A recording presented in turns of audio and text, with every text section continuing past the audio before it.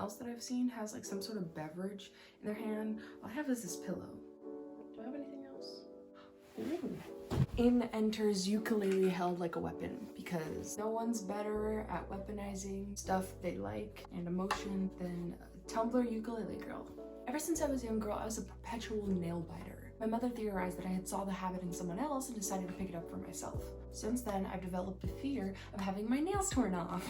But also that's kind of because of like that one Jesus movie. They like do stuff with the nails. Ugh. I'm gonna hate editing this. The Good Place is a show that's oddly not about religion. It follows like this central character. Her name is Eleanor Shellstrop. She's like from Arizona, which is like the 4th worst state. And she like drops in this place that's like synonymous with heaven, and it's like called the Good Place. But the problem is Eleanor is like a bad person. They take the spot of someone who, doctor or something, like a humanitarian, which she's not. She realizes that she doesn't actually belong in the Good Place. From here on out, I'll just assume that you watch the show because I don't care. I don't want to recap. You don't get that luxury. Honestly, I don't care about you enough to do that.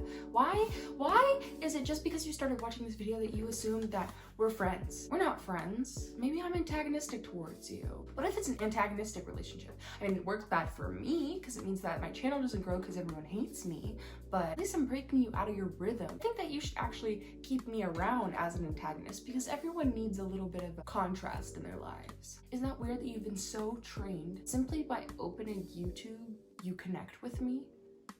Do you even know my name?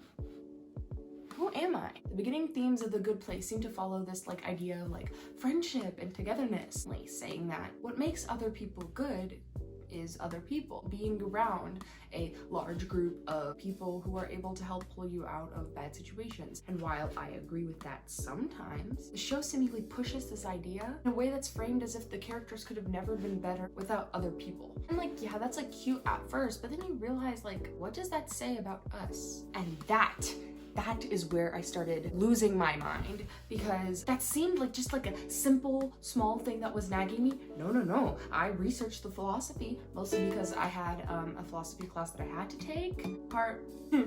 Insert automated voice here. Can I edit that? Do I know how to edit that? I don't think I do. Ethics. There's this dude and his name's like Kant, and I like actually like hate him a lot, and he and I have like a really problematic relationship. Honestly, like, it's been going on for a while, but it's like turning really toxic, and I don't know. Did I get it? I don't know if we'll be able to continue this thing that we've got going on. It follows this philosophical idea called deontology. Basically states that nothing matters except for obligation and duty and your intentions, which means that your life is given for the sake of others. Utilitarianism or consequentialism is opposed to this, and the reason why I put it in quotation marks is because they're basically the same theory, except for one key difference. Deontology focuses on intentions, and utilitarianism focuses on consequences and reactions of your actions. Deontology also relies on a formula, whereas utilitarianism or consequentialism rely on subjectivity. So in every situation, you have to act the exact same with deontology because there's a focus on intentions. So you can keep it kind of consistent. But with consequentialism, each new situation is different depending on the consequences of that action. But the problem with Kant is he believed that if any good deed served you, then it's no longer good. All good service has to be for the sake of others. He did feel that not all actions were tied back to morality, because we all obviously have certain desires, but moral-based actions were clear-cut and straightforward and formulaic, and if you ever diverted from them, you were the devil. For example, like if some dude randomly showed up to your house and was like, hey, you know your roommate, he low-key like hit my car and now I want to kill him, where is he? Kant would say you are obligated to tell that crazy random car person where your roommate is. You don't want to lose your roommate, bro. You'll have to pay the full rent. And people are like, well, Kant isn't killing bad. Now blood's on your hands because you told him. You decided to take an action that would result in harm. And Kant is like, oh, no, like an idiot. He's like, well, what if we're talking to the murderer and he left because you shooed him away, and then your roommate overheard, and then now your roommate is escaping, but he escapes and he goes to the front of the house where the kidnapper is, and then the kidnapper kills him anyway.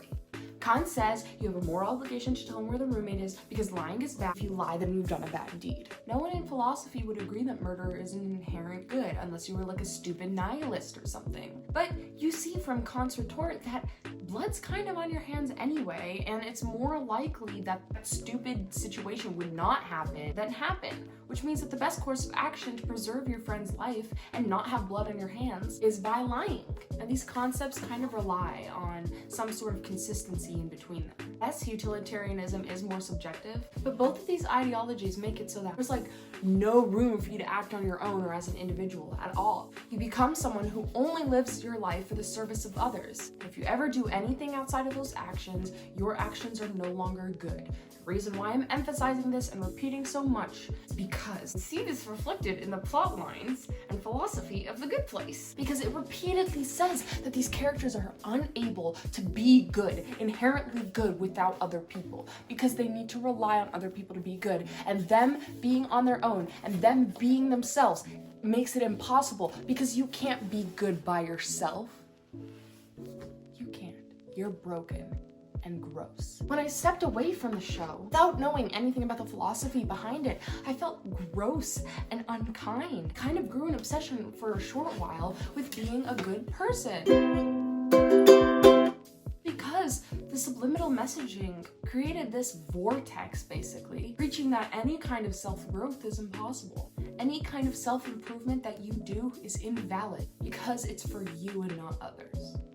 As you can see by the new presence of sunglasses and this Starbucks drink, which is almost completely finished, time has elapsed. You can't be a good person if you're alone, if you're secluded for some reason, if you decided to work on yourself, you're not a good person. My frustration with this is only exasperated by the fact that they actually do mention other philosophies in The Good Place, and instead of structuring the show around those philosophies, they decide to go with Kant's egoism, which is honestly truly harmful. Specifically, they bring up Aristotle, and you're just sitting here watching me and you're like, what did Aristotle do? It's better! Aristotle lays the base for what becomes popularized by Ayn Rand as egoism.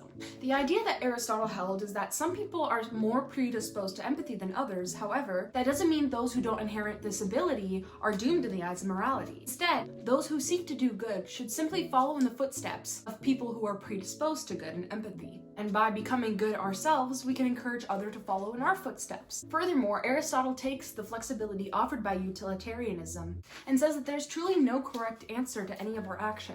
Instead, we should simply try and create the best options that we possibly can in the moment, pulling from consequentialism. Rand stated that in order to act ethically in a society, you must act in a way that creates the most amount of good for you, not for other people, which the other two were based on. At first glance, this seems like a narcissist's favorite ethical decision.